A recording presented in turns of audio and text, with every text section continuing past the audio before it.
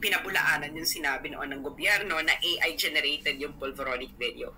Pero ang sabi ng mga forensic experts kasi na yun, hindi niya pwede i-release in public yung authentication. It can only be used in a court of law or in a legal proceedings. So ngayon, syempre, naghihintay naman si Maharlika na ma-demanda siya because of that video. Eh, wala nagdidemanda. Wala nagdidemanda. Ngayon, itong si Harry Roque, kasi tinag yan si Harry Roque sa isa sa mga mastermind kuno dyan sa video, di ba? Yung mga sinasabi nila noon, nililink siya. So ngayon, ang ginawa ni Maharlika, pumunta siya ng Netherlands, dala-dala niya yung authentication. So ngayon, yung authentication ng pulveronic video kasama na doon sa in-attach doon sa asylum application ni Harry Roque. So, ayun ang eksena.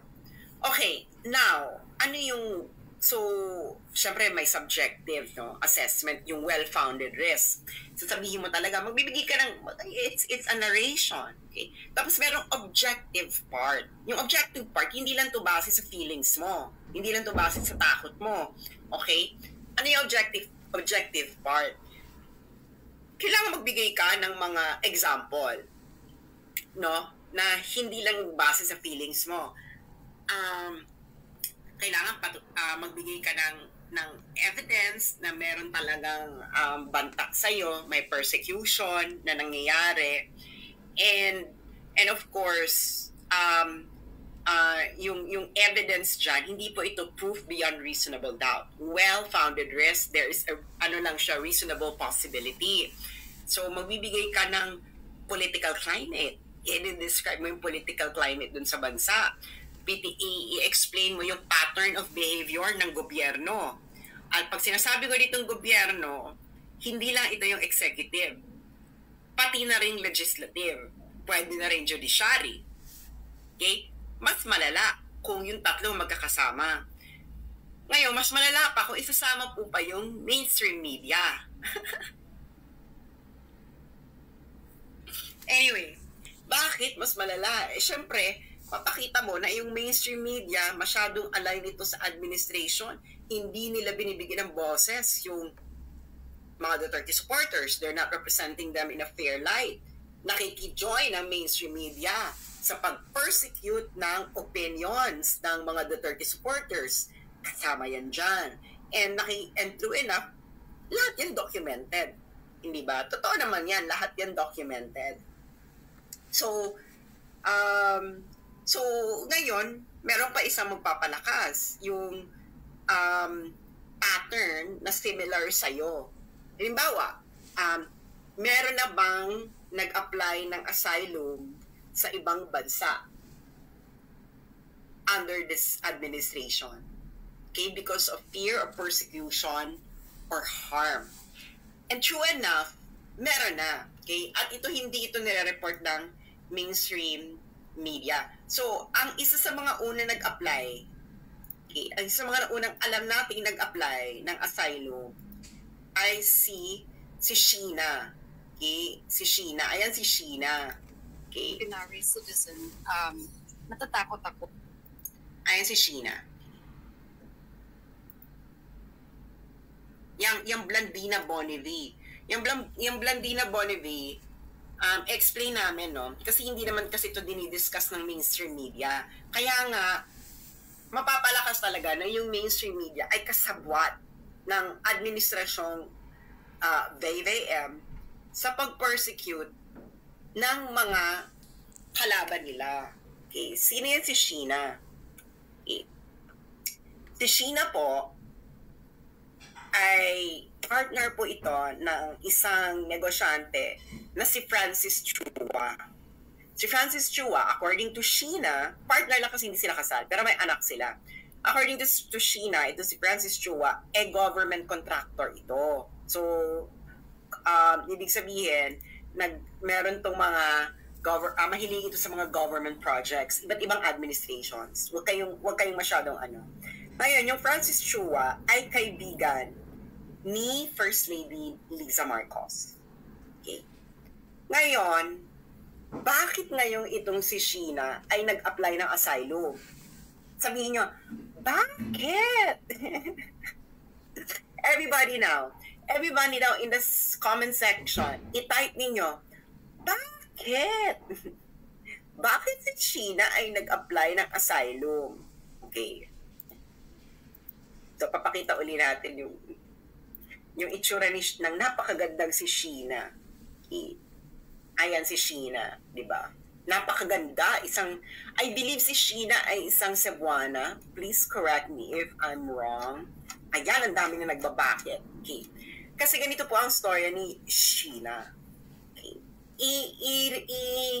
Iaano ko lang, papaigsiin ko lang ang story ni Sheena. Pero ang tagal-tagal na itong kinukwento ni Maharlika. Okay? Yung kwento ni Sheena. Ang tagal-tagal na kinukwento ni Maharlika, siguro 2 years na. 2 years na. 2 years nang nagkukwento si Sheena. Ay, si Maharlika pala. Okay, ang buod, the summary of Sheena's plight ay ganito. Si Sheena ay umalis ito ng Pilipinas. Okay, umalis ito ng Pilipinas kasi nga, according to her, kasi itong si Francis Chua, may mga death threats. Okay, may mga death threats, kuning-kuning. So si Sheena, umalis na ito. So, ang last destination niya bago siya nag-apply ng asylum sa Belgium ay sa Turkey. Ngayon, anong naging problema? Ang naging problema, itong si Francis Chua ay may iPad. Okay, yung Francis Chua na nangungumisyon sa gobyerno ay may iPad. At ang nakakaloka, yung iPad na yon, nandoon yung mga transacciones. Transacciones galore. Okay? At ang nakakaloka pa niyan, yung iPad, syempre, pag Apple ka, di ba? Yung mga Apple, yung ecosystem ng Apple products mo magka-connect. Syempre, yung iPhone mo nakakonect sa iPad mo. Syempre, gusto mo integrated, di ba? Ganyan naman ngayon, di ba? Kaya kayo, kung may gagawin kayo mga kasalanan, huwag niyong i-integrate yung mga technologies ninyo. Hiwa-hiwalayan ninyo. Hindi ba? Anyway, so naka-integrate. So habang nag-chumichika, nag-appear din dun sa iPad. Nakalimutan ngayon siguro ni Francis Chua na hindi niya dinisconnect yung iPad doon sa kanyang Apple ecosystem. Yung iPad na yun, binigay niya sa anak niya. Nakasama ni Sheena. So, syempre, naloloka yung mag-ina. Ano ito? Ganyan. So, ngayon, si Francis Chua ay friendship ni First Lady. Okay. So, hindi pa sila umuupo sa pwesto. Nagmamaniobra na si Ma'am Shi. Okay, hindi nyo dito malalibel because ito ay documented. May document na pwede ipakita from Belgium. Ngayon, syempre, kailangan makuha yung iPad. Ngayon natin si Sheena kasi, pinababalik niya. Una, ini-entice mo nang bumalik. O bumalik ka na. Kasi, ito si Sheena, sinampahan ng kung ano-anong kaso. Illegal recruitment, ganyan. Para lang siya ay matimbog. Alam nyo na. Ngayon, parang Carrot, sinabi sa kanya, umuwi ka na dito kasi wala na yung kaso mo, i-drop na. Matalino si ate. Maganda na. Matalino pa. Fatal combination. Ayoko nga. Ganyan. So, ngayon, ito si Ma'am Shi, nung nakaupo na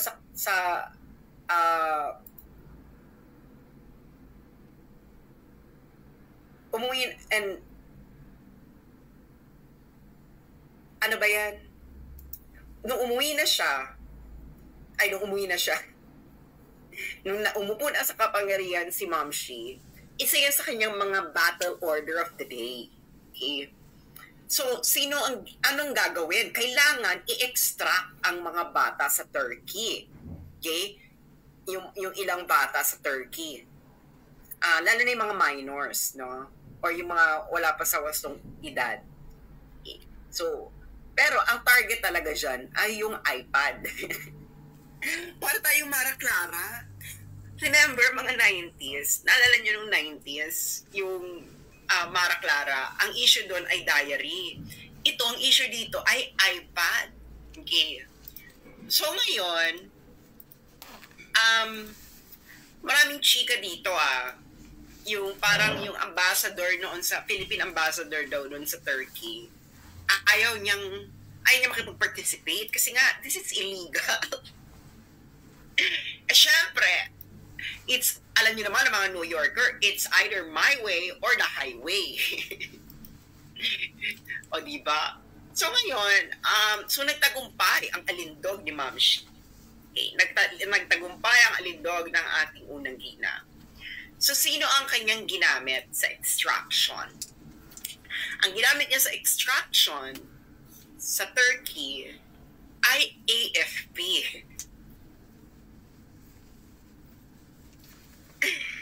Alam nyo na. ISAF, okay. Yung intelligence arm ng AFP, ginamit ni Ma'am Shi. Okay? Meron niyang audio recording na, ayun nga, ma-extraction, pinalabas na rin niya ni Maharlika paulit-ulit, ayaw i-report ng mainstream media. Okay. Ngayon, nagtagumpay sila. Nagtagumpay ang extraction. Nagtagumpay, nakuha yung mga bata. Okay. The problem is, hindi naman sila nagtagumpay, nakuha yung iPad. Okay. Ngayon, itong si distressed mother, okay, humingi ito ng tulong. Siyempre, dahil itong si Ateng, kilala nyo ito, ay nagpipresenta na lumalaban para sa mga kababaihan, senadora lumalaban sa mga kababaihan, si Senator Risa Ontiveros, sinulatan niya. Siyempre, ikaw nagpipresenta na lumalaban para sa mga kababaihan, di ba? Dead ma. Dead ma si Ateng, si Risa, dead ma. Okay. And syempre, lahat to documented, no? Lahat to documented. Ngayon, si Sheena, matalino, nakapag-apply siya ng asylum sa Belgium. Na-approve na yung asylum niya, so yung iba niyang anak na hindi nakuha na nasa kanya, nag-aaral na sa Belgium, ganyan. Tapos siya nag-aaral na rin siya ng, I believe, Dutch language kasi nakatira siya sa Dutch part ng Belgium, sa Flemish.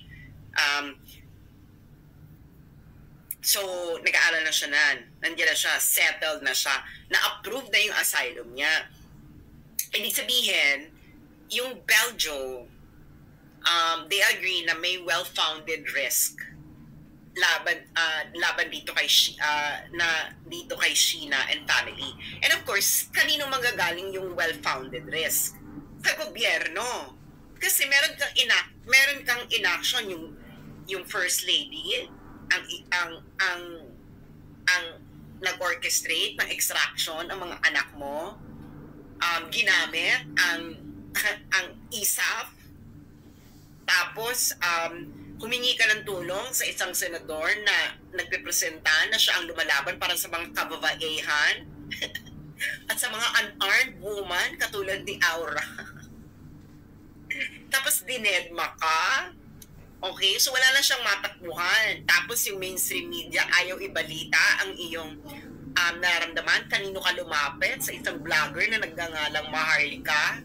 Hindi ba? Tapos dead pa rin sila, walang pakialam. So ngayon,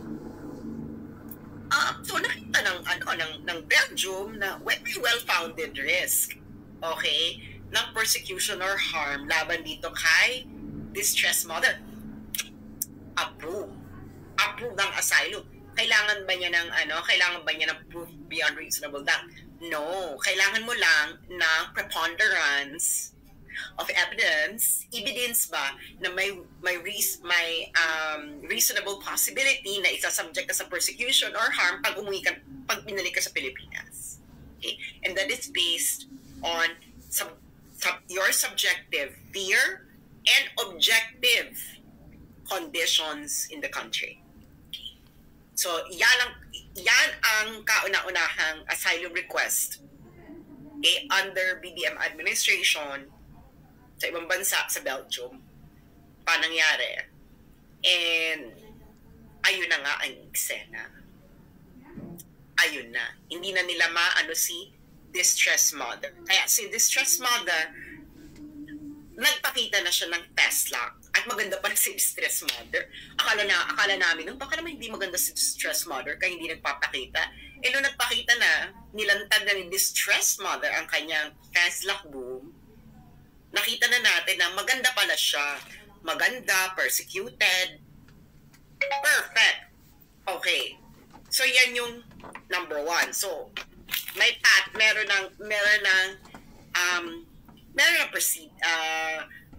ng paghuhugutan ng ibang bansa na meron ba talagang persecution and harm na ginagawa itong BBM administration. And true enough, meron ka in the face of the distressed mother. Ngayon, ano yung second na bonggang-bongga? So meron kang Belgium, meron ding Asia na nag-approve ng asylum. I think kilala niyo na kung sino to, no? Ito ay si kay Teves. Okay.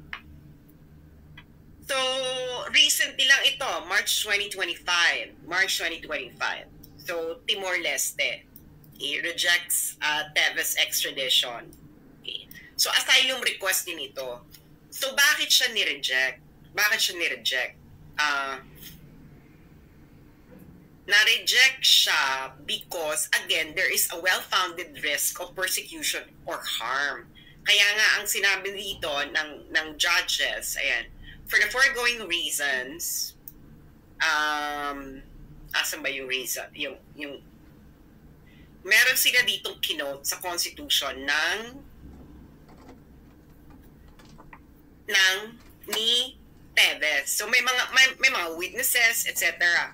And ang ano kasi nito is may political persecution and meron ding itong nakakabit sa well-founded risk of being subjected to torture, cruel, inhuman, degrading, and humiliating treatment. So, Article 5.3, nakabase yan sa Article 5.3. At ang malala kasi nito kay Teves, and why this is relevant, alam nyo, ang kaso ni Teves sa Pilipinas ay multiple murder and meron pang terrorism. Okay. Multiple murder and terrorism in relation doon sa alleged na pagtegi kay Degamo. Sino yung tinegi ni Teves daw? Yung ina-accuse sa kanyang tinegi niya. Yung, hindi ko kasi nakasundan tong issue ni Teves. Sino bang Teves? Multiple murder. Okay. Multiple charges of the alleged killing of Negros Oriental Governor o si Degamo nga, si kay Ruel Degamo. Ngayon, ang nakikita natin dito kay Teves, mas malala ito. Okay? Mas malala ito doon sa kondisyon ni Sheila. Why? Dahil ito ay, ang implicated na dito is judicial system. Okay? The judicial system of the Philippines. Kasi naano na siya may warrant of arrest and of course, DOJ yung nag-request, etc. Pero hindi unanimous yung judges sa pag-reject ng extradition request because nakakita sila ng well-founded risk okay, well-founded risk na pag binalik si Tevez sa Pilipinas, there is a reasonable possibility that he will be subjected to cruel, inhuman, degrading, and torture. Humiliating, degrading treatment and torture. So, yun ang naging basihan. So, meron kang Belgium, meron kang Timor-Leste, and these are two different countries in terms of development. So, meron kang super highly developed country and still very developing country na nakakita ng same findings. Ibig sabihin, swak sa mga. Kasi usually yung mga asylum, yung mga gusto mag-asylum, pumupunta yan lang ng highly developed countries. Kasi nga, awa-awa ka lang dyan, awa-awa effect, ganyan, okay ka na. Mas mataas yung chances na makakuha ka ng asylum sa highly developed countries, especially European countries. Yan ang katotohanan dyan. Kaya maraming nagre-request ng asylum, sa European countries sila pumupunta. So how do people seek asylum? Actually, you can just enter an embassy anywhere in the world and then ask for an asylum. Pasok ka lang, para sabihin mo lang, I am an asylum, I would like to seek an asylum. Pak, ayan na yan. Hindi ka nila pwedeng tanggihan, ipaprocess nila yan, no? Pero usually, ang ginagawa ng iba, ayun nga, na nagta-travel muna dun sa bansang yon, and then, nung nandun na sila sa bansang yon, saka sila magsisik ng asylum. Just like, for example, si Harry Roque. Kasi Harry Roque can just enter any Dutch embassy, pero hindi niya ginawa yon kasi nga, kasi pwedeng harangin. Siyempre, pag nasa embassy ka, paano ka mag-travel sa airport? Baka maharang ka. Parang yun nangyari kay Julian Assange. Remember kay Julian Assange? Nung nasa London siya, gusto niyang mag-seek ng asylum sa Ecuador. Kaso nasa pa siya, UK. So, ang ginawa niya, pumasok na lang siya ng embassy ng Ecuador. The problem is, paano ngayon siya ililipad ng Ecuador ng embassy ng Ecuador to Ecuador? So, si Julian Assange, ang nangyari sa kanya, doon na siya tumira sa embassy ng Ecuador. Kasi embassies are considered territories of the country ng embassy. Okay? So, Ecuadorian embassy anywhere in the world is a territory of Ecuador. So, that's a principle of extraterritoriality. Okay? So, ngayon, ito si Harry Roque, hindi natin alam kung saan ba ito pakalat-kalat, di ba hinahanap nila, bigla nag-appear sa Netherlands. So, nandun na siya sa Netherlands, nag-apply siya ng asylum. And then, in process na siya, so hindi na siya pwedeng makuha ng Pilipinas. Okay. Actually, kahit hindi pa nag-uumpisa yung asylum, mahirapan pa rin ang Pilipinas kasi they have to go through extradition, and the extradition could be challenged. So, it's malaking kaduguan. And given nga na meron ng pattern ng asylum request na na-approve in two different kinds of countries and level of development, Belgium and Timor-Leste, two different cases. But both cases established na meron ng well-founded risk sa Pilipinas. Okay? Kung ikaw ay member ng opposition or you have a political opinion that is different from the government narrative. Kaya yun ang eksena dyan. May well-founded risk. So ito yung mga sinasabi nilang gagawa sila ng petition, online petition, para hindi maaprubahan yung asylum ni Roque. Actually, yung mga petition na yan, it will actually bolster yung point ni Harry Roque na there is that he will be persecuted based on his political opinion. Lalo na nakita ko yung petition, no, na alam mong pinipersecute siya because Duterte supporter siya. And that is a protected category because you are part of a membership in a social group. And being a Duterte supporter is a social group. At nakita naman na yun ang pinipersecute. Hindi ba? At grabe yung persecution because it's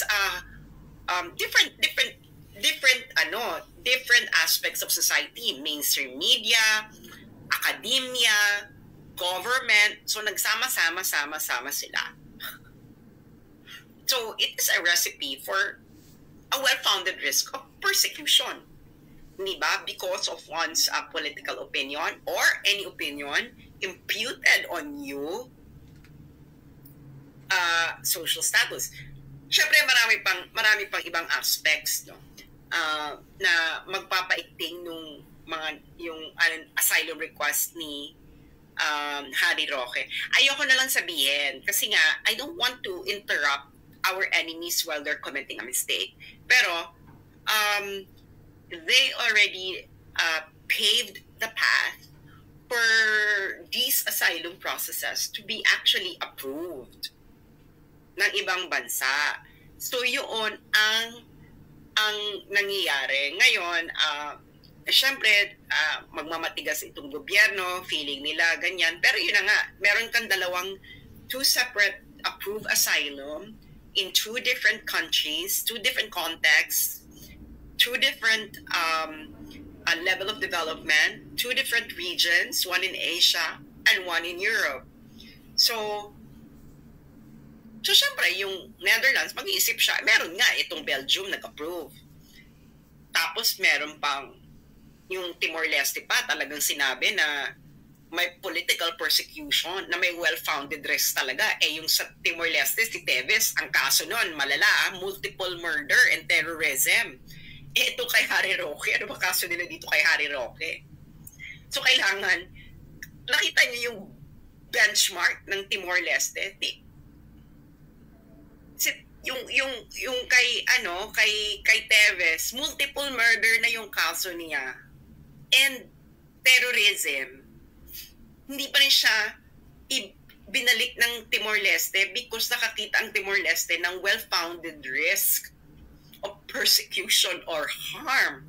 So, ibig sabihin, Beck, siguro, kung anything lower crime than multiple murder and terrorism, tiyak na swak na ma-approve pa yan lalo na dito kay Harry Roque. Kaso nyo kay Harry Roque? Wala na kayong kaso kay Harry Roque. Wala na yan. So, ang ginawa nyo, actually, Harry Roque will be more dangerous. Kasi nga, inusig-usig nyo, ayan, nasa Netherlands siya ngayon. Tapos,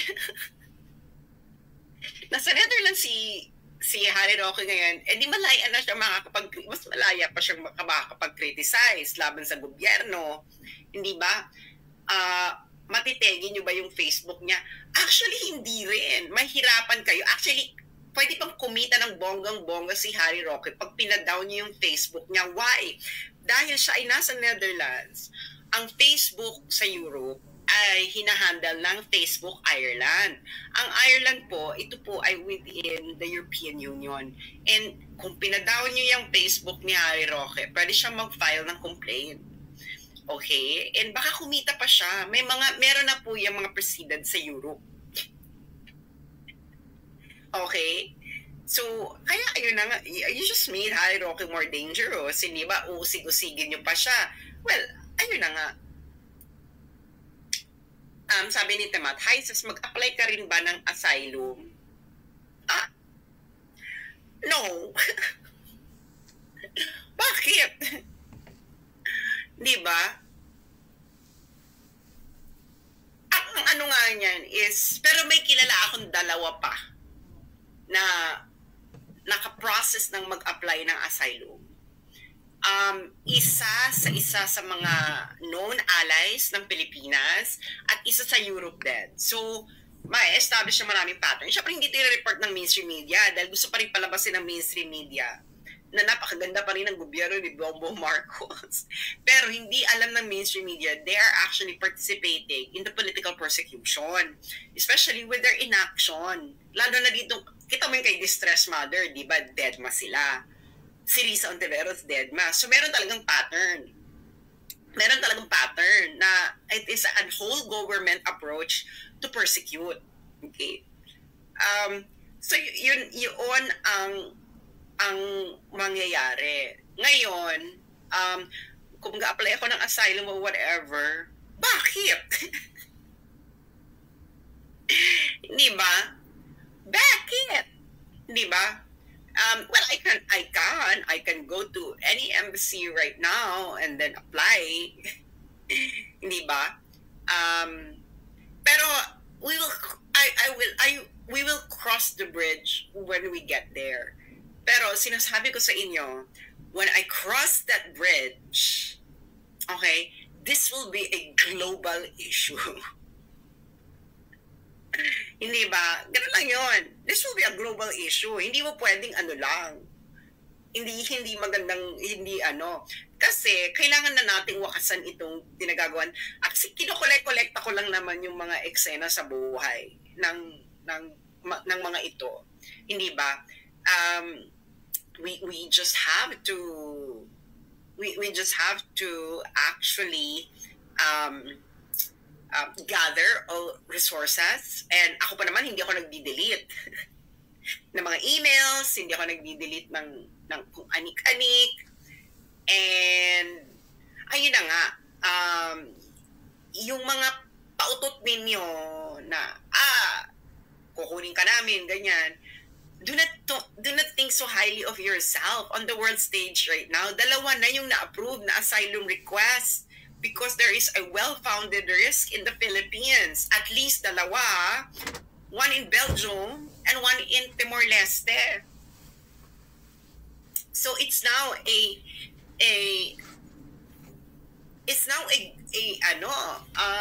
meron talagang well-founded risk, hindi ba? Ako, yung mga nagtatanong kung mag-apply, well, I can if I want to, dahil alam ko naman ang procedures, no? Alam ko ang mga evidence because I studied international law. And I actually have a lot of evidence that would actually not even pass the well-founded risk test, but it will actually go beyond the well-founded risk test. Dahil meron talaga, hindi ba? So mga nagtatanong, paano kung may kaso ka sa Pilipinas? Kung pwede ka ba mag-apply ng asylum? Ayun na nga si Teves nga, di ba may kaso, multiple murder pa, terrorism. Okay. So, ano kasi yan lahi-lahi ba yan? Tahi-tahi yan ng mga issue. Kailangan ipapakita mo yung political climate, anong opinion mo ka inuusig, kung member ka ng social group, anong social group yan. Siyempre, di ba sinasabi sa yung categories, race, nationality, religion, social status, or political opinions. Yung social status is membership of a group. Kung isa lang dyan, carry. Paano kung dalawa? Member ka ng social group, at tapos may political opinion. Ipapersecute ka pa because of your political opinion. Okay. Mas malaki yung more chances of winning. Okay. Yung asylum kasi, that's why I don't want to apply for asylum. I-give up mo kasi, magiging path to citizenship kasi yan sa ibang bansa And, di ba tagal-tagal kung tumira ng Netherlands, hindi ko naisipang, I thought that I could give up my citizenship. But, ang hirap. Parang, I don't want to lose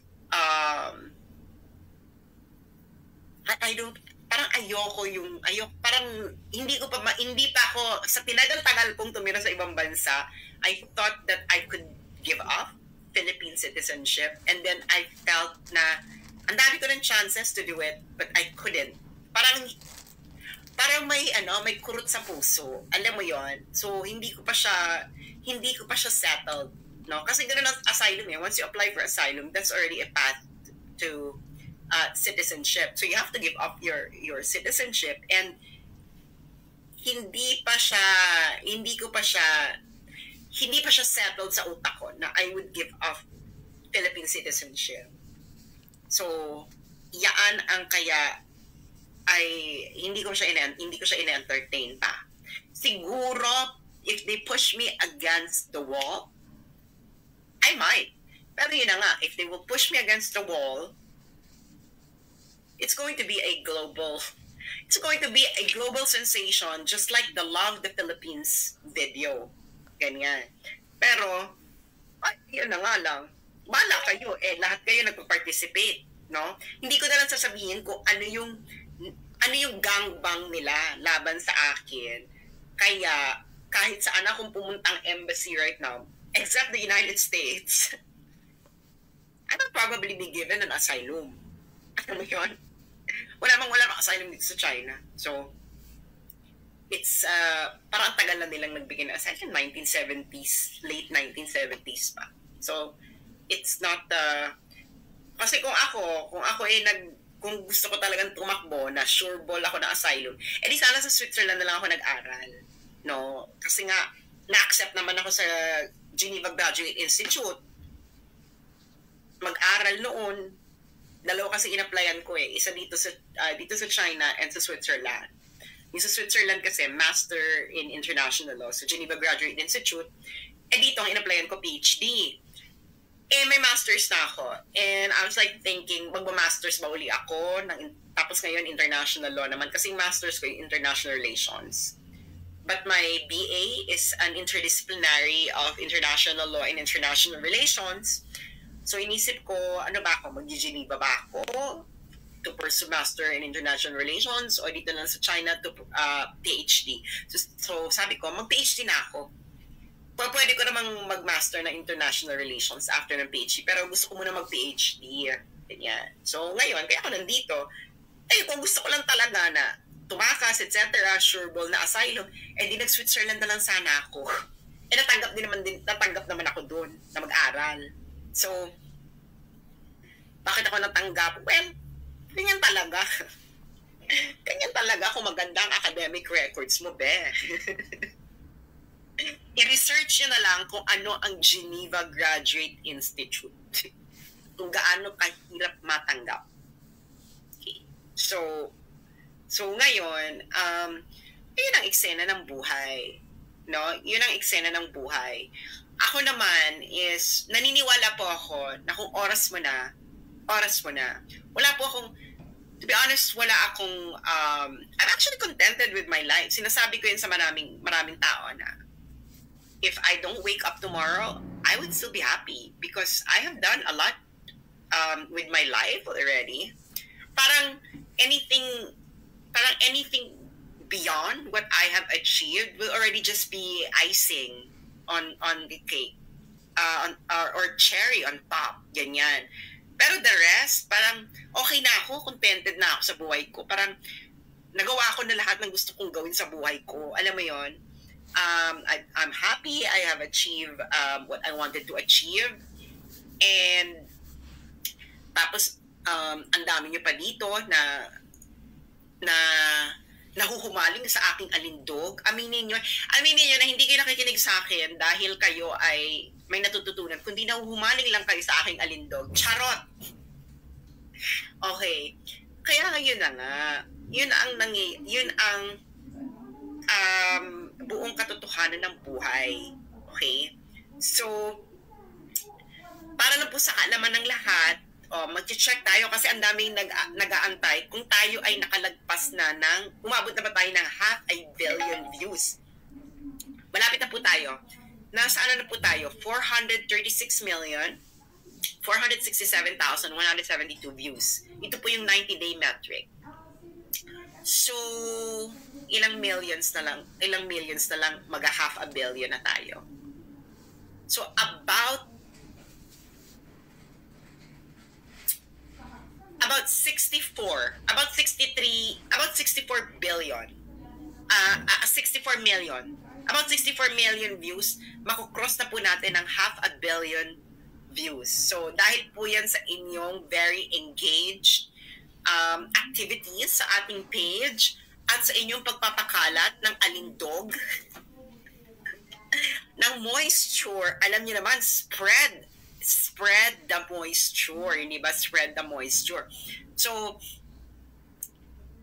ayun lang po ang eksena. Kaya nga, ayun na nga, na anything, pinapayo ko sa gobyerno ng Pilipinas, si Teves may multiple murder, terrorism, na-approve yung asylum niya, Timor-Leste pa yan.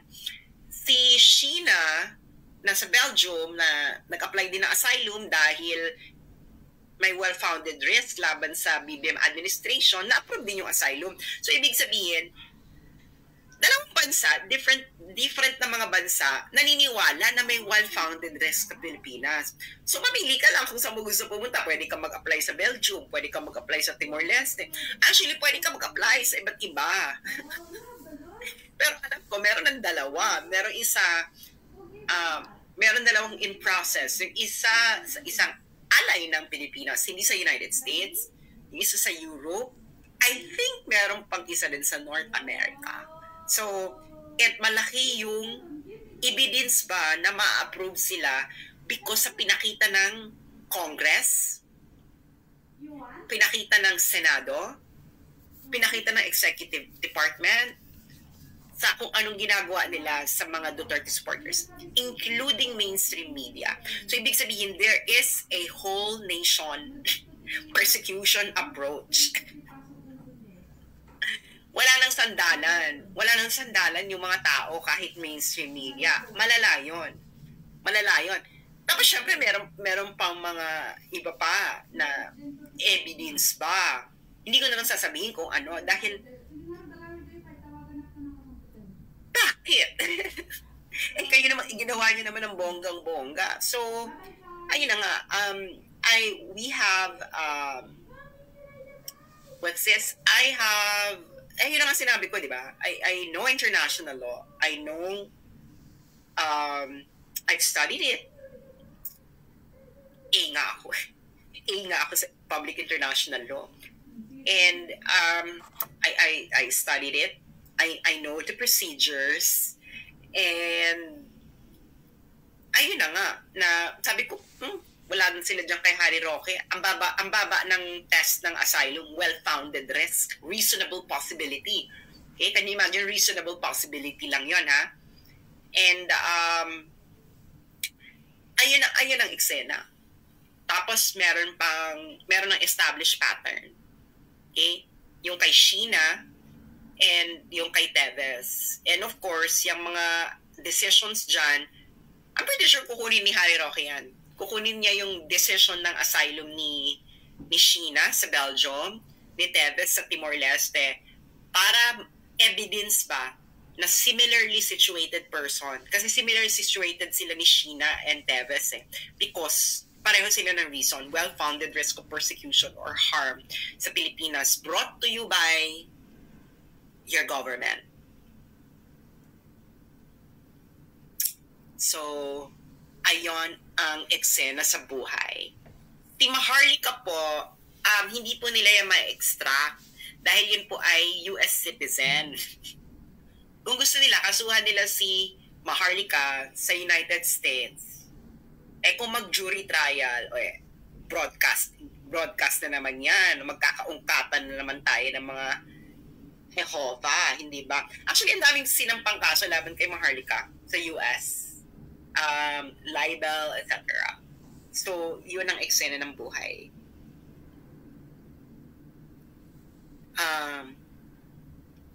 Ayan, yung pamilya ni Percy Lapid nag-apply na rin ng asylum sa United States. So, ayan din, well-founded risk of persecution or harm. So, very telling yon kasi, ba't ka nag-apply ng asylum? Kasi, ibig sabihin, hindi sila mabibigyan ng protection ng gobyerno sa Pilipinas. Kaya sila nag-apply ng asylum. Yun eh. Hindi ba? So, ibig sabihin, marami lang nga. Tapos, iba't ibang bansa pa ang nag-approve. Can you imagine? Timor-Leste. Ang bata-bata ng Timor-Leste. So, pwede ba yun? Pareho ng findings ang Timor-Leste and Belgium na may well-founded risk of persecution or harm sa Pilipinas. Kaya sila nagbibigay ng asylum sa mga Pilipinong nagsisik ng refuge sa bansa nila. So yun lamang po. Maraming salamat at huwag na po tayong magpapabudol muli. Kailangan po tayong magsalita at ako naman po ay magsasalita ako hanggang kaya po ng aking moisture. So manalangin po kayo na manatili pong aking moisture. Happy Sunday and may God save the Philippines.